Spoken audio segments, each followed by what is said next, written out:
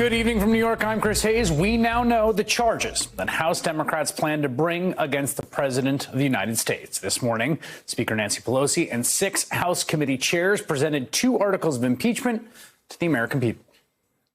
Today, in service to our duty to the Constitution and to our country, the House Committee on the Judiciary is introducing 2 articles of impeachment charging the President of the United States, Donald J. Trump, with committing high crimes and misdemeanors.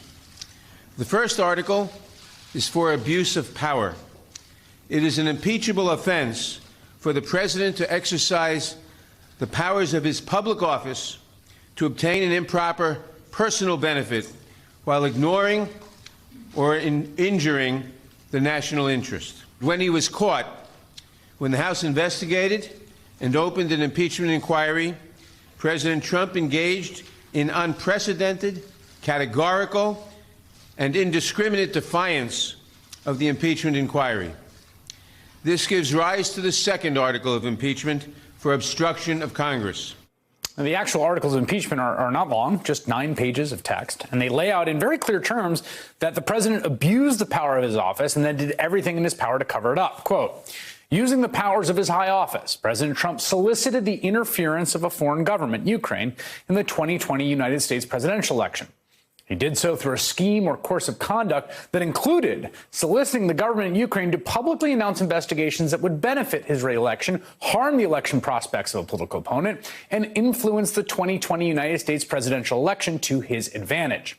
The articles also explain how Trump exerted pressure on the Ukrainian president by withholding both $391 million in military assistance and a White House meeting that would show U.S. support for Ukraine as it remains under literal attack from Russia.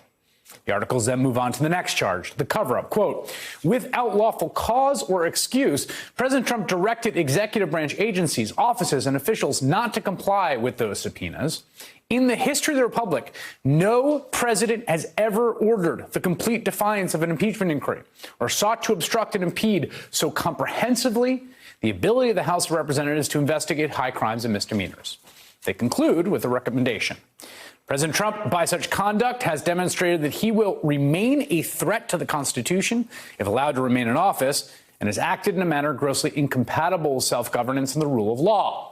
President Trump thus warrants impeachment and trial, removal from office, and disqualification to hold and enjoy any office of honor, trust, or profit under the United States. Now, those charges articulate the president's fundamental misdoings in this matter. He solicited interference from a foreign country, and when he got caught, he tried to cover it up. He stonewalled Congress unconstitutionally. Notably, there are only 2 articles of impeachment. Now, we saw testimony at the Judiciary Committee's hearing last week invoking the concepts and words of bribery and extortion, which I believe are both fair and accurate characterizations of the president's conduct. But those words are not applied to Trump in these articles. They're more general, in some ways less legalistic, which is simply the president abused his power. He solicited a foreign country to interfere in our elections, and then he tried to cover it up. And what Trump is specifically charged with now sets the standard, if these are passed out of the committee in the House, for the trial. The charges will frame the narrative and ultimately any votes in the Senate. The Judiciary Committee will begin discussing the articles tomorrow night. Once they are passed out of committee, which everyone expects, and passed out of the House, which is also expected, and when the trial gets to the Senate, those will be the 2 charges he is very likely to be tried on.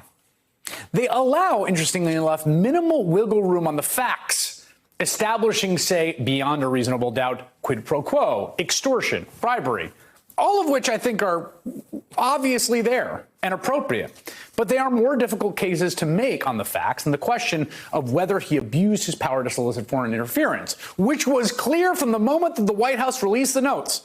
The president's now infamous phone call on July 25th with Ukrainian President Zelensky. I would like you to do us a favor, though, because our country's been through a lot. Ukraine knows a lot about it. I would like you to find out what happened with this whole Ukraine situation. They say CrowdStrike. I guess you have one of your wealthy people, the server. They say Ukraine has it. The other thing, there's a lot of talk about Biden's son, that Biden stopped the prosecution. A lot of people want to find out about that. So whatever you can do with the attorney general would be great. Biden went around bragging that he stopped the prosecution. So if you can look into it, it sounds horrible to me.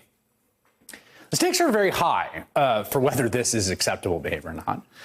The idea the Senate does not convict him on the obstruction charge, for instance, and basically says it is fine to ignore a congressional subpoena, full stop, to order all agencies of government not to comply, may essentially end up vacating their enforceability in the future.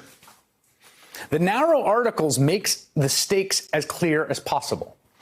The Senate will likely decide what the president, any president, is going to be permitted to do or not do going forward. Hey there, I'm Chris Hayes from MSNBC. Thanks for watching MSNBC on YouTube. If you want to keep up to date with the videos we're putting out, you can click subscribe just below me or click over on this list to see lots of other great videos.